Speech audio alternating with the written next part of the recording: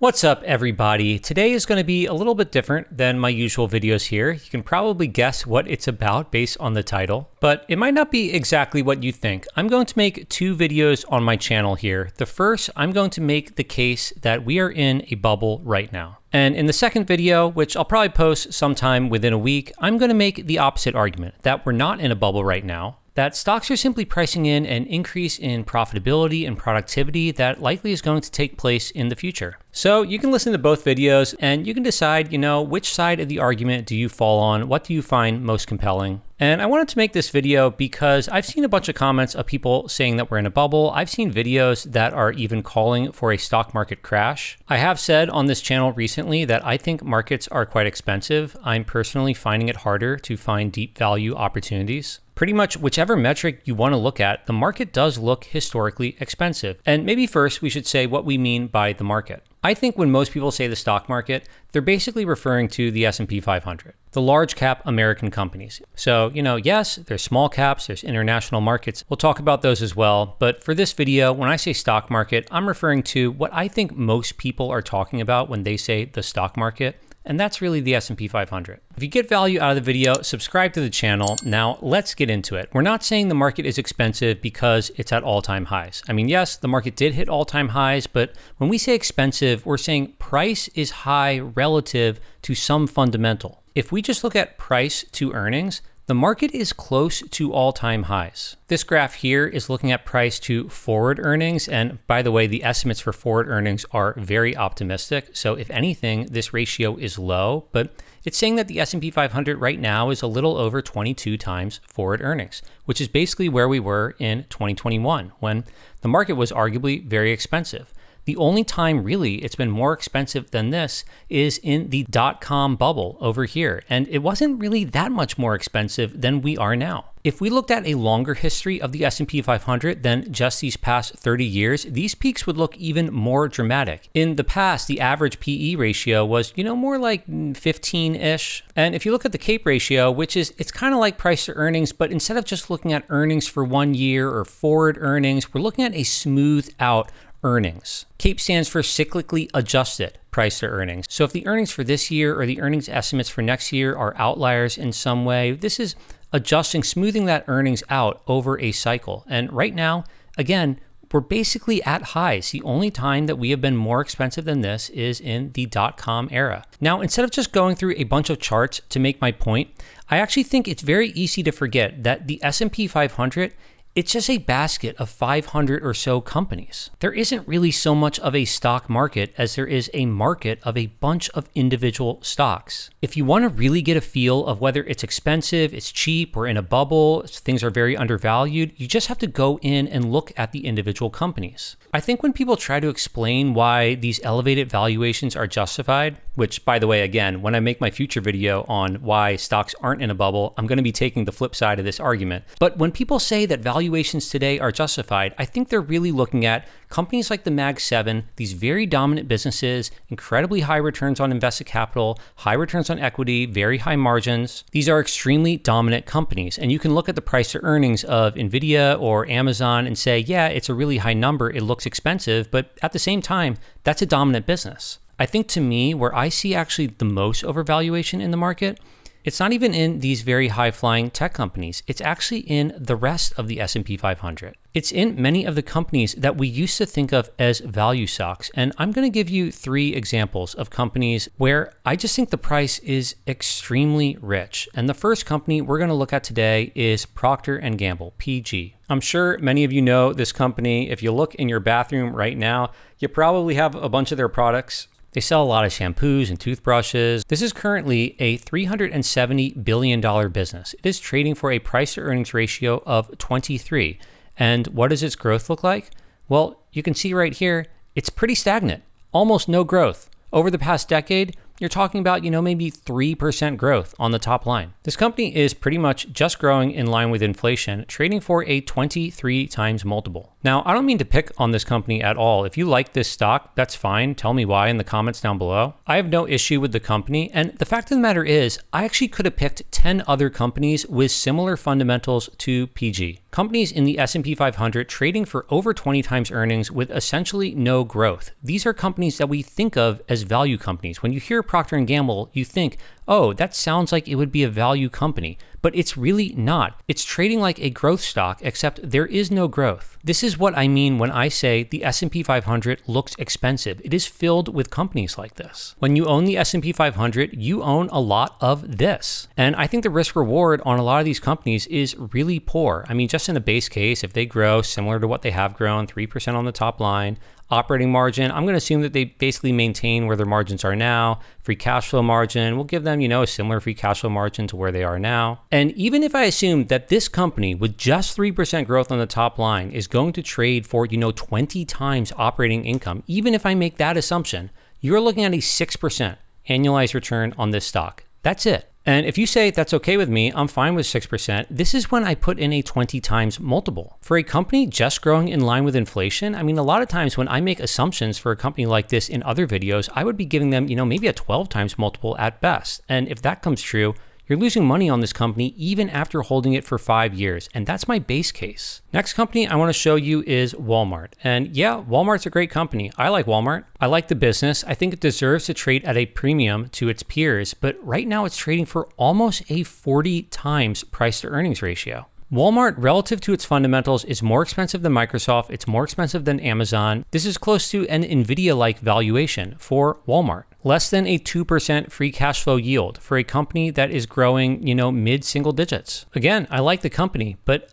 I cannot justify this price. Even if growth continues at, high single digits, and I'll have them keep their operating margin as it is now and free cash flow margin, and I'll even give them a 25 times multiple for a company that's only growing 7% on the top line. And again, you're looking at just a 6% annualized return on this stock over 5 years. And this is if we gave them a 25 times multiple for a company that is just growing high single digits on the top line. Once again, I don't mean to pick on Walmart here. I have nothing against this stock. I'm not saying the stock is going to crash or anything like that. I'm just saying the S&P 500 is filled with these companies, and when you go through company by company and you look, you just see that, it seems unlikely that the returns in the S&P 500 over the next 5 years are going to be anything like what they have been over the previous 5. I'm going to show you one more company. This is AT&T, and this is a company that I used to own. I bought AT&T in 2023. I sold it in 2024 when it was a bit over $20 a share. Yeah, I wish I held on. Now it's closer to $30 a share, but there it is. I put the money in something else. But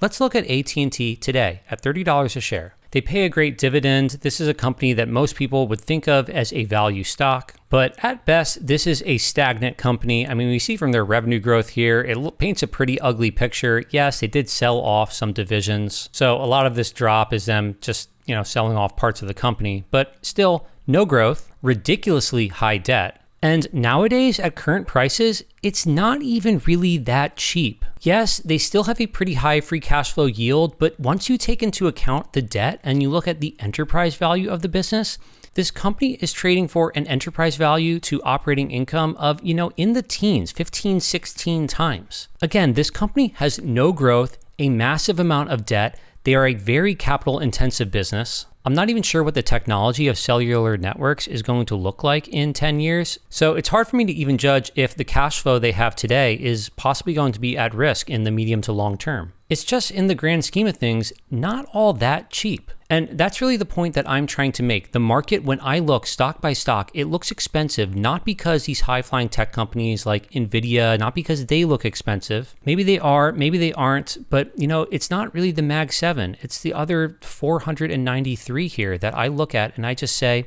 it's not great value. You're not getting great risk reward here. Now, don't take this as advice to go out and sell everything, go out and sell the S&P 500, sell your stocks. I'm not saying there's going to be a market crash. I don't predict short-term movements in price. It's just not what I do. And besides, there's a great quote from Peter Lynch, which I love, where he says, there's been more money lost waiting for stocks to fall, waiting for corrections, than in corrections themselves. There have been many times throughout history when stocks have looked very expensive. Maybe, 97 or 2017, or even you could say 2023, and I'm just looking at the last 30 years here. But if you sold at those moments, you would have missed quite a big run up. There's certainly risk to being in the market, but there's a different kind of risk to sitting on the sideline as well. Many people who are calling for a market crash have predicted, 10 of the last 2 recessions. So that brings us to, what do we do about this? If we think the market is expensive, but we also wish to be mostly invested, we don't want to sit on the sidelines forever, then what do? What are our choices? Well, first, just taking a macro view, it's not the case that everything is absurdly expensive. Right now in the US, small caps are a bit more expensive than they have been historically, but it's not crazy. The difference isn't as huge as we see in these large cap stocks, where their current valuations are way higher than historical valuations. Just looking at this graph here, if you rank the PE, the valuation of all the 500 companies in the S&P 500, and you looked at, what was the 100th cheapest stock, so the 20th percentile in terms of valuation, and you also looked at what is, the 100th most expensive stock, so the 80th percentile in terms of valuation, you would get this gray thing right here, where the expensive one, the high valuation, that's the top of the gray moving blob, and the cheapest 100th stock, that is the bottom of the gray blob. And we see that relative to history, the cheap stocks in the S&P 500 are, not really much more expensive than they have been historically. We're not talking about the Procter & Gamble's here, the companies that you think of as value, but are actually trading for extremely rich multiples. These are just companies that are trading for low valuations. We've talked about some of them on this channel. A lot of the healthcare companies would fall into this space. So there are portions of the market that look like they're trading for, a similar-ish valuation to history. It's just that the average company has really ballooned up. And the other macro thing I should mention is that we're really seeing this increase in equity prices mostly in the US. Obviously, ever since the great financial crisis, the US has significantly outperformed the rest of the world. If you just invested in the US, that has been the winning play. And it might continue to be the winning play going forward. I think the US deserves to trade at a premium valuation to the rest of the world. But you can't deny that the US is beginning to look quite expensive relative to the other options out there. In this graph right here, the purple dot is where valuations are currently. The blue dot is where they were at the beginning of the year. And this bar right here, that is the average. That is the 20-year average. You can see that the US is way more expensive than the average. And a lot of the other markets in the world here, we're just looking at Japan, Europe, emerging markets, and China. In the beginning of the year, they were pretty much in line with historical valuations. Now there may be a bit above average. China has moved quite a bit since the beginning of the year, but still, compared to the US, you're not really seeing crazy expensive markets relative to historical norms. So one option, if you think that the S&P 500 is extremely expensive, but you want your allocation to equities to still be relatively high, and you don't want to buy individual stocks, you could tilt more towards international, to emerging markets, to small cap, especially small cap value here in the US. So those are options. As far as what I'm doing, if you follow the channel, you know that I look for deep value opportunities. I'm looking for companies that I think are extremely underpriced, extremely undervalued relative to their earnings potential. I'm okay if that leads me to investing in some companies in South America or Europe or Asia. I don't want to be too overexposed to any one geography. China in particular, I don't want to have too high of an exposure to Chinese companies, but I'm okay having my portfolio spread across the world if that's where I'm finding deep value. I'm not trying to diversify by having, a South American company and a European company. If I could find all incredible opportunities right here in the US, I might do that. But right now, it's becoming harder to find the value, especially in the large cap US companies that I can find elsewhere. In the US, you can't find a company with double-digit growth, with incredible operating margins, high returns on invested capital, asset-light business that's trading for, 7 or 8 times earnings. It doesn't really exist. Please, if you know one, put it down in the comments below. But I found a few of those opportunities in international markets that I presented on this channel over the past couple months. So to wrap it up on this video, I do think that the S&P 500 is expensive. I own some companies in the S&P 500. I've talked about a number of them. I think that there's individual opportunities in small caps and the rest of the world. And I'm certainly not calling for a market crash, but I am not invested in the S&P 500 as a whole. Again, I am going to make the flip side of this argument. In about a week, I'll have a video with the other case that stocks aren't really in a bubble, that stocks aren't really even all that expensive right now historically. So if you got value out of the video or you want to see that, subscribe to the channel. Let me know your opinion. Do you think stocks are expensive? Do you think that we're in a bubble? And I hope to see you all in another video.